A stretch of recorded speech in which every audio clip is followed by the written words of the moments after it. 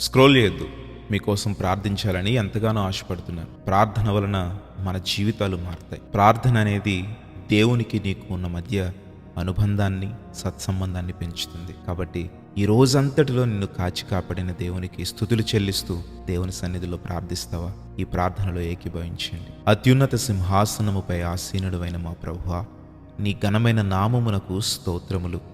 ఈరోజు సజీవుల లెక్కలో మమ్మల్ని ఉంచి ఉదయం నుండి ప్రభువా మరి ఈ క్షణము వరకు కూడా నీ సజీవమైన రెక్కల చాటున మమ్మల్ని భద్రపరిచి సజీవుల లెక్కలో ఉంచినందుకై నీకు స్తోత్రములు. దేవా, ఈ రోజంతటిలో కూడా మమ్మల్ని ఎంతగానో నీవు ప్రేమించి కాపాడి మాకు ఆహారం ఇచ్చి పోషించావు.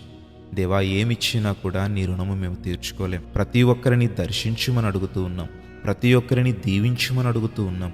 అయా, మేము చేసిన ప్రతి పాపమును, మేము చేసిన ప్రతి దోషమును ఈనాడు నీ సన్నిధిలో మేము ఒప్పుకొని విడిచిపెడుతూ ఉండగా, పరిశుద్ధుడా, నీ పరిశుద్ధమైన రక్తము చేత మమ్మలను ప్రోక్షించి మమ్మలను కడిగి పరిశుద్ధపరచమని అడుగుతూ ఉన్నాం.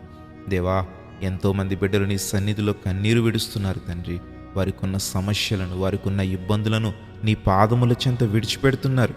అయా, నీవు మాకు వాగ్దానం ఇచ్చావు, దేనికి చింతించొద్దు, నీ చింత యావత్తు నా మీద వేయండి, నేను మీ భారాన్ని మోస్తాను అని.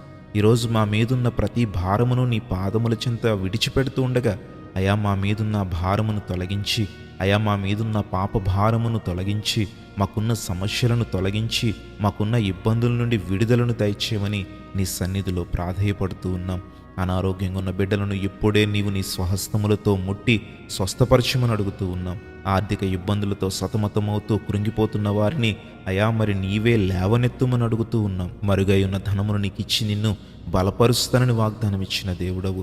ఈరోజు ఎంతోమంది బిడ్డలు చనిపోదామనే ఆలోచన కూడా కలిగి ప్రభువా మరి నిజముగా వారికి ఉన్న మానసిక ఒత్తిడిని బట్టి, వారికి ఉన్న హృదయ వేదనను బట్టి ఎంతగానో నలిగిపోతున్నారు. వారిని ఇప్పుడే ఆ కట్ల నుండి ప్రభువా నేను విడుదల దయచేయమని అడుగుతూ ఉన్నాం. ప్రభు, ఎంతమంది బిడ్డలైతే వారు రాసిన ఎగ్జామ్స్కి ప్రభు రిజల్ట్స్ కోసం ఎదురు చూస్తున్నారో వారందరినీ కూడా ప్రభు నీవు బలపరచండి. మంచి ఉత్తీర్ణతతో వారికి ప్రభువా నీవే ప్రభువా నాయన వారికి బలమును, అయా మంచి ఉత్తీర్ణతనిచ్చి అయా గొప్ప విజయమును అనుగ్రహించమని అడుగుతూ ఉన్నాం.